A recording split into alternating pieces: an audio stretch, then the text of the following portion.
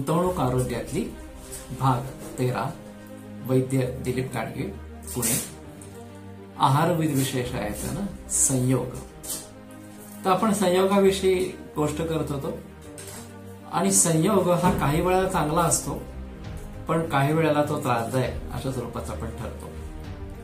विशेषतः दुधाबरोबरचे विविध अशा प्रकारचे संयोग आहेत ते या ठिकाणी लक्षात घेणं गरजेचं अशा स्वरूपाचं राहील. दूध आणि साखर हा चांगला संयोग आहे, बहुतेक ठिकाणी वापरला जातो. फक्त ते साखर वापरायची ती नैसर्गिक साखर अशा प्रकारची वापरायला पाहिजे, किंवा ब्राऊन शुगर जी ऑर्गॅनिक अशा स्वरूपाची मिळते ती वापरायला पाहिजे. आताची केमिकल साखर ही चांगली निश्चितच नाहीये.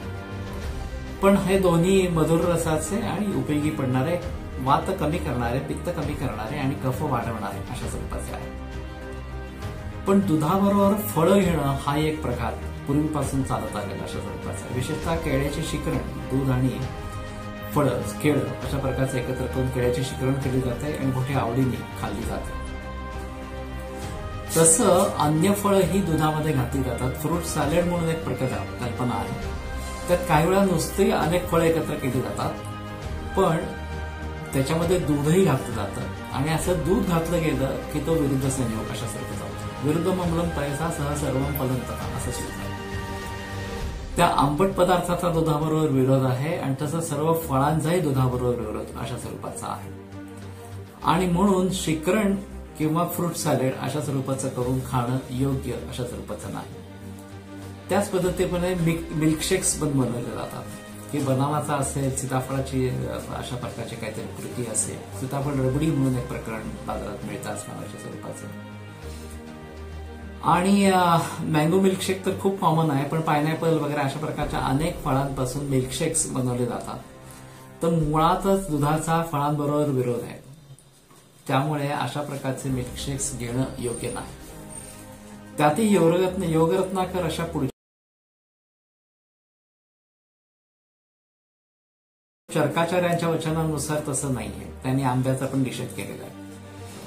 त्या एखाद वेळेला कधीतरी आंबा आणि दूध असं घेतलं किंवा त्यांनी बनवलेलं आईस्क्रीम अशा स्वरूपाचं घेतलं तर फार काही बिघडणार नाही.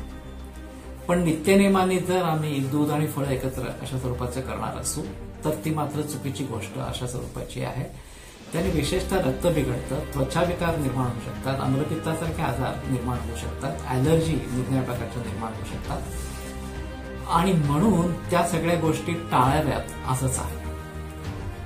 मग दुधाबरोबर जर फळं घ्यायची नाहीत तर शिकरण वगैरे अशा स्वरूपाचे पदार्थ घ्यायचे का नाही घ्यायचे, तर एक मी परदेशामध्ये केलेला प्रयोग होता. नारळाचं दूध येतं, ते काही दूध नाहीये, त्याला नारळाचं दूध तर पांढरं दिसतं म्हणून म्हणतात.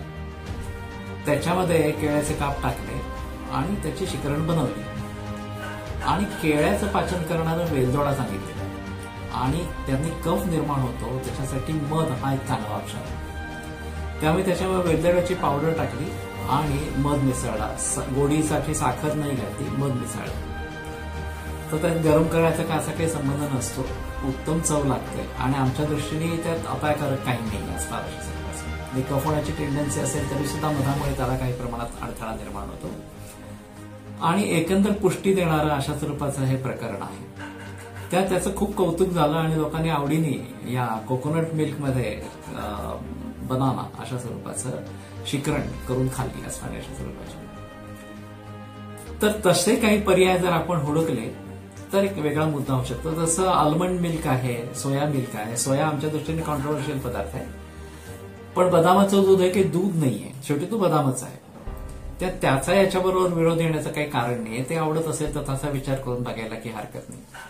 पण थोडक्यात सांगायचं झालं तर दूध आणि फळं एकत्र घेऊ नयेत आणि जर घ्यायची झाली तर आता मी सांगितलं तसं नारळाच्या दुधाचा वापर करावा.